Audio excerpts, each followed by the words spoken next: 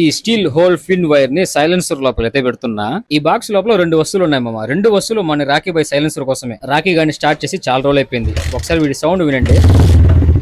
ఎలా ఉంది, లౌడ్నెస్ ఎక్కువ ఉంది కదా, నాకే అప్పుడప్పుడు భయం వేస్తుంది. అందుకే ఈ సౌండ్ ని కట్ చేయడానికి కోసము డీబీ పిల్లర్ ని అలాగే ఆ వైర్ ని అయితే తెప్పించాను. బాక్స్ ను ఓపెన్ చేసి మోటో టార్క్ వల్ల డీబీ కిల్లర్ ఎలా ఉందో చూపిస్తాను ఉండండి. ఇదే మామ డీబీ కిల్లర్. దీని లోపల పెట్టినామంటే సౌండ్ చాలా వరకు అయితే తగ్గిపోతుంది. ఇంక ఇది వచ్చేసి ఐరన్ నార మామ.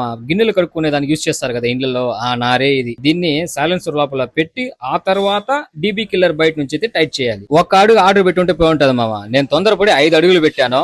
ఏముంది, సైలెన్సర్ లోపల పెట్టాల్సింది కొంచెమే, కానీ నాకైతే 4.5 అడుగు వరకు మిగిలిపోతుంది. మా అమ్మకి ఇచ్చేస్తానులేండి. నేను చెక్క గిన్నెలు తోముకునే దానికి యూజ్ అవుతుంది. ఓన్లీ డీబీ కిల్లర్ ని మాత్రమే పెడితే 50% సౌండ్ తగ్గుతుంది. మిగతా 50% లౌడ్ సౌండ్ అలాగే ఉంటుంది. అందుకే ఈ ఇనుప నారను అయితే లోపల పెట్టి డీబీ కిల్లర్ ని అయితే సెట్ చేస్తున్నా. ఇప్పుడు బండిని ఒకసారి స్టార్ట్ చేసి చూద్దాం సౌండ్ ఎలా ఉందో.